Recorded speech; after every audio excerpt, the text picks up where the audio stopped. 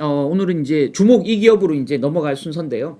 오늘은 여러분들한테 좀 생소한 기업을 제가 좀 선택을 했습니다. 내용을 좀 짧게 말씀드릴 텐데요. 블랙스톤이라는 그 회사입니다. 들어보신 분들은 좀 많이 들어보셨을 거예요. 사모펀드. 그러니까 일반적인 공모펀드는 불특정 다수한테 많은 돈을 받아서 펀드를 만들어서 펀드를 운용하는 회사잖아요. 이 사모펀드는 특정인들, 돈 많은 특정인들한테 자금을 모아서 그 자금을 가지고 기업 M&A를 한다든지 부동산 투자를 한다든지 하는 그런 사모펀드를 운용하는 업체거든요. 이게 특히나 이 블랙스톤이 주목받는 건 전 세계에서 가장 큰 사모펀드 운용 회사입니다. 그렇다 보니 블랙스톤이 이 사모펀드 업계, PEF라고 우리 흔히 얘기하죠. 사모펀드 업계를 대표하는 대표성을 가진 회사거든요. 이 회사를 왜 주목해야 되느냐. 간밤에 모건스탠리가 투자 의견을 상향 조정했는데요. 한번 보시죠.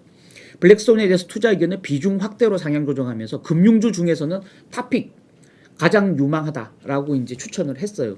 그러면서 어떤 의견을 냈냐면 연준이 피봇할 때 금리 인상을 멈추고 나중에 금리를 인하할 때 가장 수혜를 볼 수 있는 기업이기 때문에 가장 먼저 이 주식을 사야 된다. 연준 피봇이 나타날 때 가장 먼저 이 주식을 사야 된다라는 의견을 냈습니다. 왜 이런 의견을 냈을까요? 내용 한번 살펴보시죠. 일단 주가가 너무 많이 떨어졌어요. 옆에 차트 한번 보시죠. 이게 하늘색으로 표시된 게 블랙스톤 주가고요. 이게 그 검은색으로 표시된 게 S&P 500 지수입니다. S&P 500 지수가 지금까지 14% 하락하는 동안 블랙스톤 주가는 30% 가까이 급락했는데요. 성희름님이 블랙스톤도 주주입니다. 흑흑 하지만 평단이 블랙스톤도 주식을 갖고 계시나 보네요. 예, 관심을 가지고 좀 보실 것 같은데요. 내용 한번 보시죠. 모건스탠리가 그 베시 그레섹이라는 애널리스트가 투자 의견을 상향 조정했는데요. 내용 한번 보시면 올 들어 주가가 지금 요거는 간밤에 반등을 한 거고요. 올 들어 주가가 30%나 하락했는데 지금 주식에 들어갈 수 있는 매력적인 진입 시점이 됐다라고 얘기를 하고 있습니다. 장기 이익이 계속 좋게 나오고 있는데 장기 이익을 대비한 PER 주가 수익 비율이 지금 10배 정도 초반대인데 이건 너무 싸다라고 얘기하는 거죠.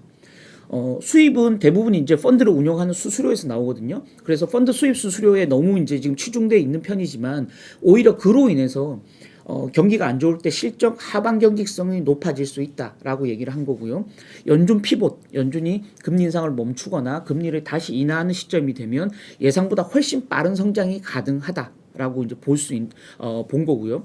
지금 당장은 좀 어려워 보여도 장기적으로는 금융주 중에서는 승자가 될 수 있는 기업이다라고 얘기했습니다. 실제 이제 블랙스톤은 세계 최대 사모펀드 운용사고요. 실탄이라고 얘기하죠.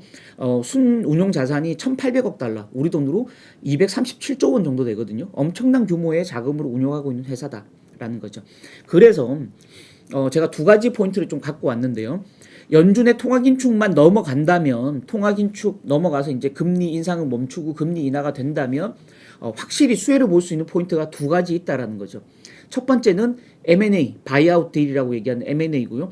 두 번째는 부동산 투자하는 리츠거든요. 이 두 가지가 굉장히 금리 인상, 시장 금리가 더 이상 오르지 않는다면 충분히 메리트가 생긴다라는 거죠.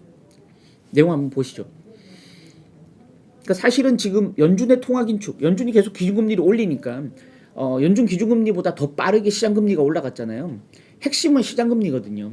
그러니까 연준이 금리를 이제 더 이상 안 올린다고 생각하면 시장금리는 미리 그걸 선반영해서 미리 시장금리는 내려갈 가능성이 크거든요. 지금 간밤에도 파월 발언 이후에 2년물, 10년물 국채금리가 확 내려갔거든요. 실제.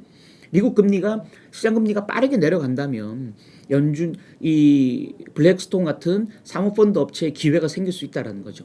옆에 차트 한번 먼저 보십시오. 올 들어 PE 업계에 M&A 딜이거든요.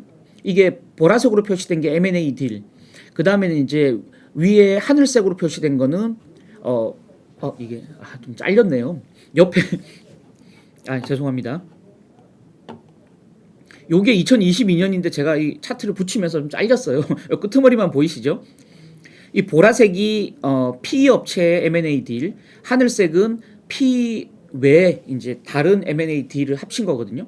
이게 2021년 대비해서 2022년에 확실히 이게 줄어든 게 보이시죠? 이게 너무 뒷부분이 잘려가지고 죄송한데 이게 2021년 대비해서 2022년 바이아웃 M&A 딜이 확 줄어든 상황입니다. 왜 이렇게 줄었느냐?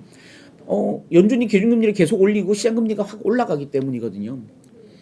그럼 왜 올라가니까 금리가 올라가니까 M&A가 줄었냐?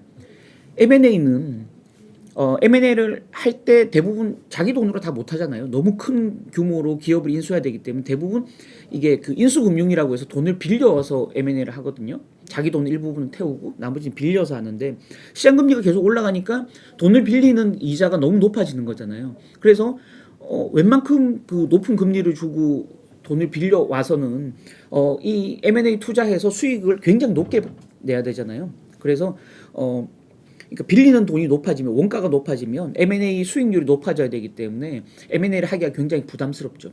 두 번째, 주식 시장이 안 좋다 보니까 M&A 하고 난 다음에 뭐 IPO나 나중에 기업을 다시 매각해야 되는데 주식 시장이 안 좋다 보니까 이런 M&A가 잘 안 되는 거죠.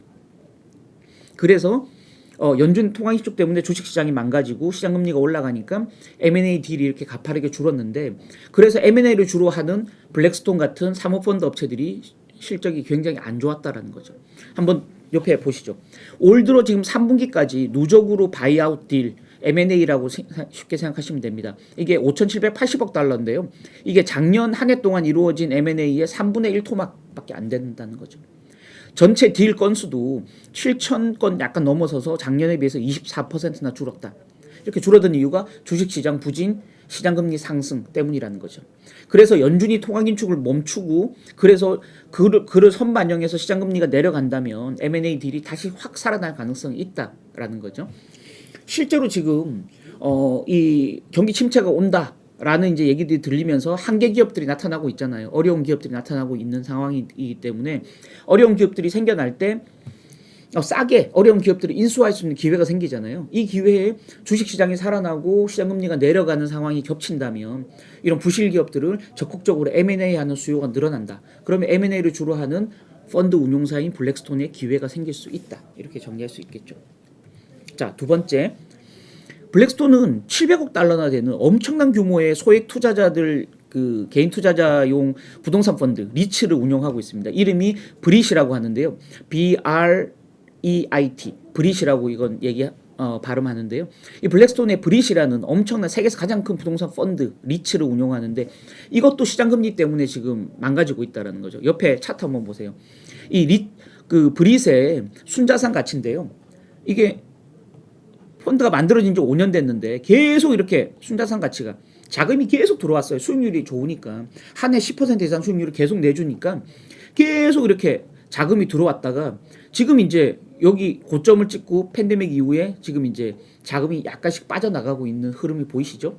이게 바로 연준의 시장금리 연준의 기준금리 인상, 그에 따른 시장금리 상승, 그에 따른 부동산 시장 위축 때문에 이 리츠 펀드의 수익률이 떨어지고 자금이 빠져나가고 있다라는 거죠. 이것도 역시 연준이 기준금리 인상을 멈춘다면 다시 살아날 가능성이 충분히 있다라는 거죠.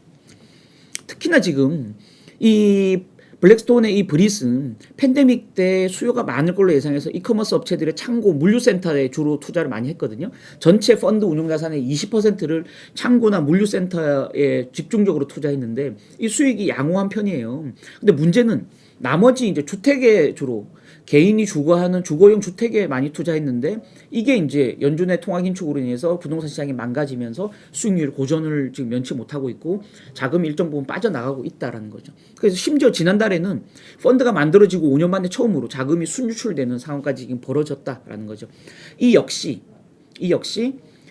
연준이 통화긴축을 멈추고 금리를 인상을 멈추고 다시 금리를 인하하는 시점이 되면 부동산 시장이 살아나면서 리츠도 살아날 가능성이 충분히 있다라는 거죠. 실제 이제 최근에 월가에서 지난주였나요? 크레딧 스위스가 이 블랙스톤 투자 의견을 매도, 셀로 하향 조정하기도 했고 여전히 이제 시장은 좀 보수적으로 보고 있습니다만은 최근에 달라진 환경, 간밤에 파월이 12월 FOMC에서의 금리 인상 속도 조절을 이제 구체적으로 얘기한 만큼 이제 시장 상황이 좀 달라질 수 있다라는 점에서 블랙스톤의 바닥을 찍고 반등하는 시점을 좀 노리는 투자 전략도 한번 고려해 볼 만하지 않을까라는 관점에서 블랙스톤을 한번 소개해 드렸습니다.